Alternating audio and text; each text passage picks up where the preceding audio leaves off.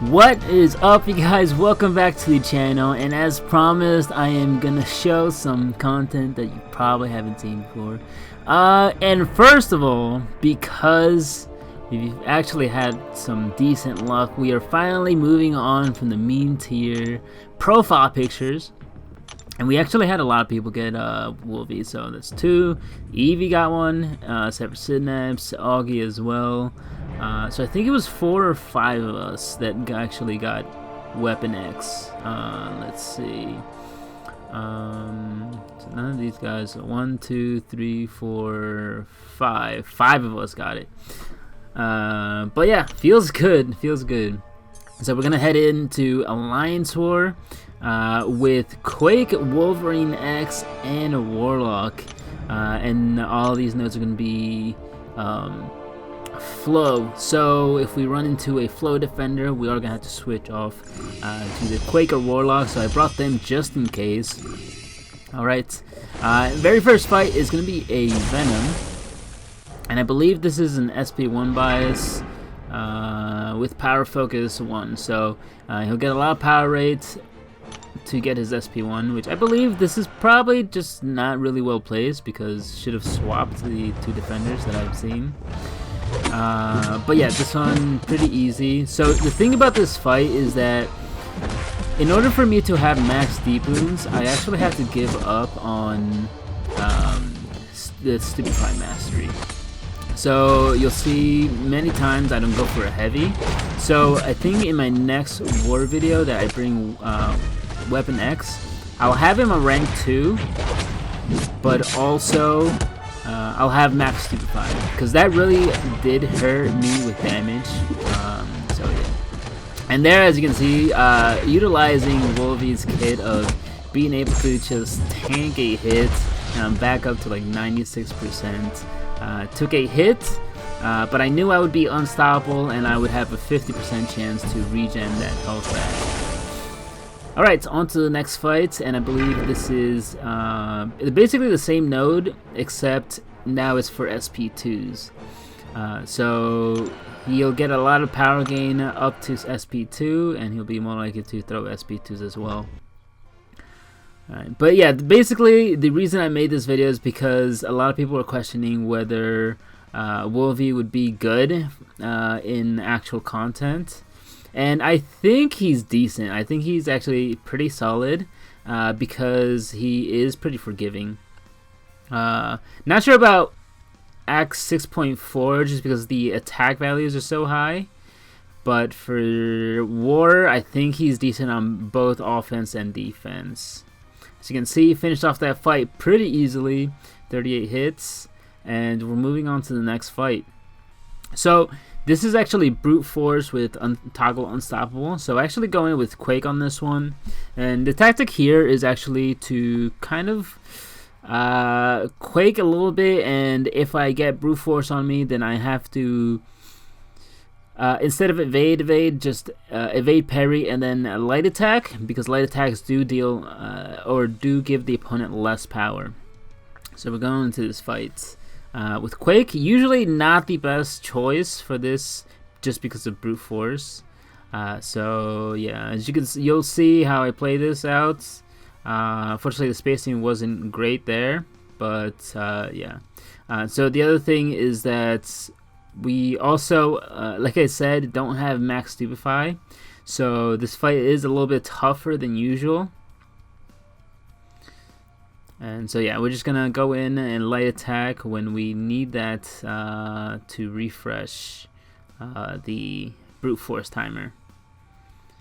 We're just gonna wait it out here, and our the aftershock actually takes him down. Alright, and now we're done with that fight. Back onto Weapon X gameplay. We're actually not gonna take this Killmonger fight just because we don't have good counters. Our best counter being Warlock, and yeah, Warlock not being the greatest. He's like alright for him. But yeah, we're going in with Weapon X onto this Human Torch, and this is actually pretty sick because I genuinely messed up. I showed Legacy this fight, and he was like, oh, you got hit on purpose. Like, no dude, like that was an accident, because you can see me like evading. The other thing, his like duped ability is actually really nice because basically at the start of every fight he gets regen. Alright, we're just gonna go in again, and we're actually back to almost full health, so that's pretty good. And the fact that we can bleed him actually really advantageous for this fight. But as you can see, he does lose his bleeds pretty often. So the matchup is gonna vary. Okay, so here it is. I actually messed up the evade and took a lot of damage, and look at the regen, man. Happened to go into Berserk, went unstoppable for a couple seconds, and yeah, that was it. I'm still unblockable and just took him down, healed up to like 80%. So that was so sick. I was like, holy bro, like no way that it just happened, because I evaded just a little bit too early, and so I got hit with the full SP1 basically. But it made it through. We're not even gonna heal for the next fight because I know we have regen at the start of the fight. And now like I am running full suicide, so it is gonna hurt me on the regen a little bit. But yeah, overall he's pretty sustainable as well. He has like no utility. I don't know how to. He has regen, right? And he has unstoppable and stuff like that. But as far as like immunities, none. There's no power lock, anything like that. But he does, when he can bleed the opponent, does shred fights. So yeah, we're gonna take this fight slow just because Captain Marvel can be a little tricky. But yeah, this fight also doesn't go too bad. And we also do mess up on this fight as well. Alright, it's gonna throw our heavy, and yeah, just basically, if you know when you can throw in a heavy, you can deal so much more damage. And yeah, I think that's gonna be very important when you're playing Weapon X. Well, not that a lot of people will be able to, but yeah, that'll be definitely important. Alright, so she purified all my debuffs. She's currently unblockable, but you can evade and light attack her, and you can also heavy after her SP1. So alright, we're going in, and she's unblockable. Throws her SP1, heavy her to refresh the bleeds. So yeah, fight goes on pretty smoothly, I think, except like I got hit. But aside from that, man, I feel like Wolvie is pretty decent, especially the regen as well. Being unblockable and like in case you do mess up, you have that every once in a while. So yeah, I'm not sure. Like, what do you guys think? Like, just that Human Torch fight was like pretty sick. And this is a lane 5, so it's not like the easiest lane. It's an alright lane. But yeah, I think it's pretty realistic. Alright, we're going on to our next fight, which is Darkhawk, and then we got Warlock. We actually take both of these fights with Quake. I think I kind of noticed that I was losing a lot of health. I think all these guys had like max limber, so you'll see me lose a lot of health. Alright, so we got limited immunity and buff toggle unblockable. So they'll be unblockable for 3 seconds. Rank 5 Darkhawk. So we're gonna go in and basically bake and shake our way to victory. So we're at 93% health. And you'll see we actually losing like close to 100 health every second. Or well, it's more like 200 every second. He goes unblockable. Right. And I actually managed to evade his heavy in the corner here. And as you can see, it was 3 evades. So it was heavy evade, then regular dexterity, and then an evade to end it off. So yeah, this fight actually went pretty smooth, I would say. Take him down. And we just gotta dance a little bit more in here. Alright. So, pretty easy peasy. I actually really do enjoy Quake on this fight. Just because you have to play around the node for the first couple seconds, and then afterwards it's easy cruising. Alright, we got a Warlock now. I checked the other two people who were next to me, and yeah, they didn't have the best counters. So yeah, and yeah, I just basically checked because I checked that what my mastery setup was, and yeah, it just not having those extra 2 points into Stupefied is kind of hurting a little bit. Where normally I have an ample amount of time to react, even if the opponent has Limber. Not having it is kind of hurting. And this is a flow defender. Warlock is a flow defender. He's a pretty tough defender. Like honestly, especially on like the Alliance 4 boss node. So gotta take this one with Quake. I'm not exactly sure what people are using to solo this fight with Flow. This fight on the Alliance 4 boss with Flow is like nasty. It's like you can go in with Corvus and yeah, just pray that you can just chain those SP2s. And also, I'm pretty sure because of Warlock's armor up, he prevents specials from being critical hits. So yeah, also gotta armor break him before you throw in another special attack. And with Corvus having all his hits being guaranteed critical hits, it hurts even more. Alright, and so far we're doing good. We did get hit at the start of the fight. I really don't know what that was. I'm not sure what I mistimed, but hey, like we just gotta keep it rolling and just yeah, big and shake. Alright, and we're almost there. Just gotta get in this last aftershock and we're good. Alright, so now that we've cleared our whole lane plus a couple extra fights, we're onto the mini bosses. So I'm gonna take on this Man Thing. I gotta heal up Quake because I believe Man Thing is also a flow defender, and Quake against Mystics. Yeah, just say no more. So this is the counter tactics node with let's see, breakthrough as well, stun immunity. But yeah, Quake Quake really doesn't care about any of this.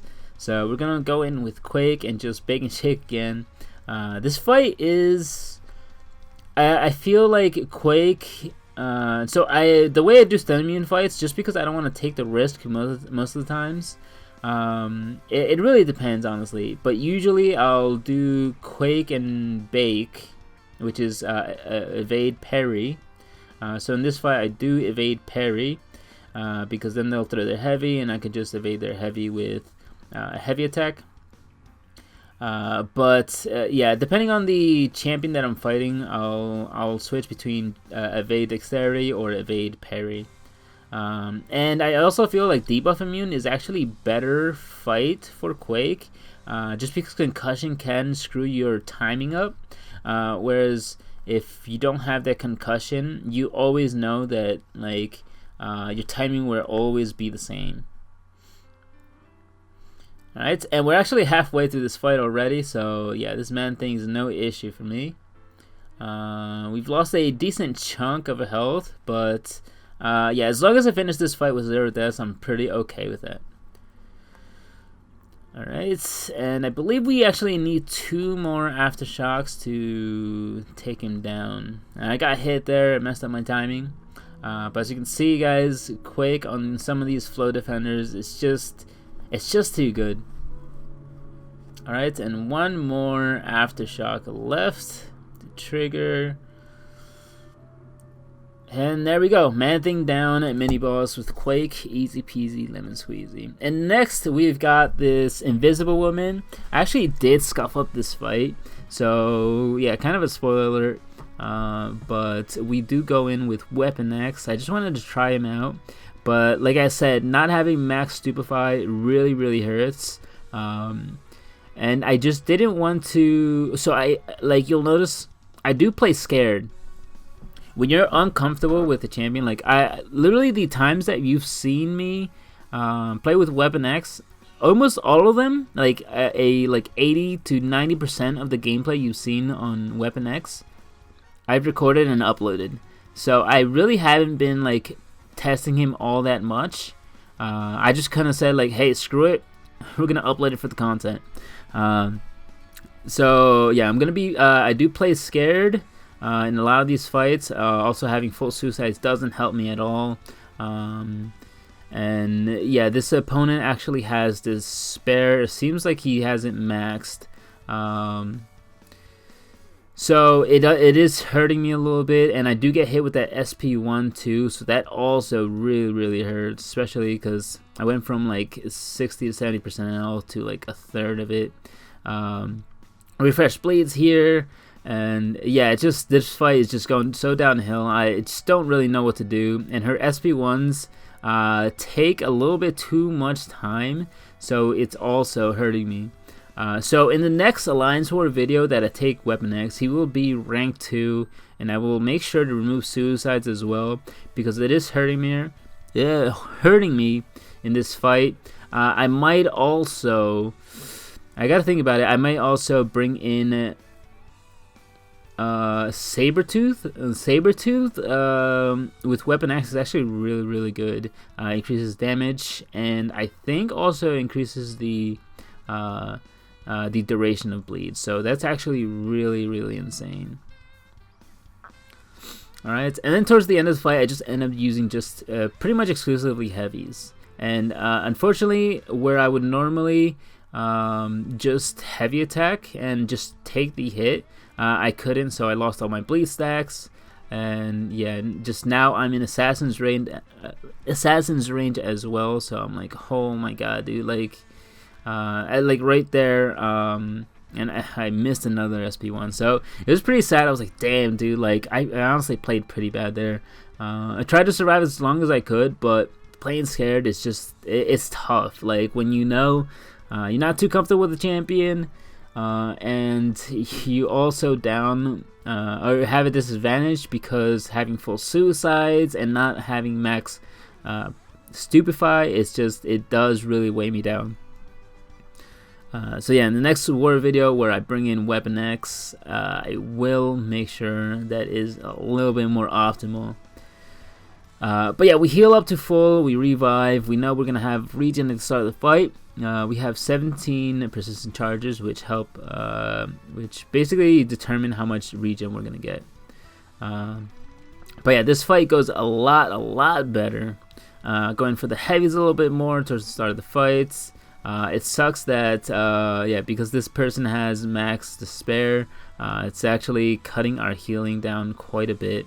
There, she went invisible, and luckily, because Weapon X actually has a mechanic where if he misses or gets phased or evaded, he actually can counter that, and he just goes unstoppable. So, yeah, really nice yeah, piece of, oh, well, I guess that is utility. And then here I realized, hey, I have an opening on her SP2, so we can just do that. Yeah, a lot of things that I did wrong. It's a matter of like not knowing the matchup too well, not doing duels. In the future, I will do better. Here, I know I can, yeah, just counter with a heavy attack. So stuff like that, where I can throw my SP1 to cause her to go to her SP2 because of the node. Just little things that in hindsight I could have done better, but didn't. And yeah, so we're a minute and 20 seconds into this fight. We gotta keep throwing our heavies, and yeah, our bleed damage isn't too great. That's a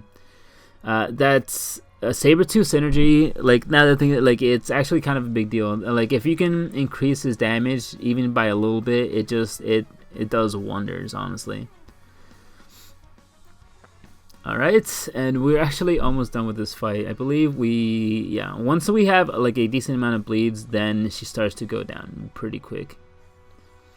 Alright, 11 bleeds. Bleeds doing for 500 every tick. Let's see, and I believe this actually finishes it off. Yep. So that is it, guys, to Alliance War video. I think it was pretty sick. I think he showed he does have a lot of positives. The Berserk is like really good, and like in case you mess up, it's a really good cushion. But with that, guys, I hope you guys enjoyed the video, and I will catch you guys in the next one. Take care.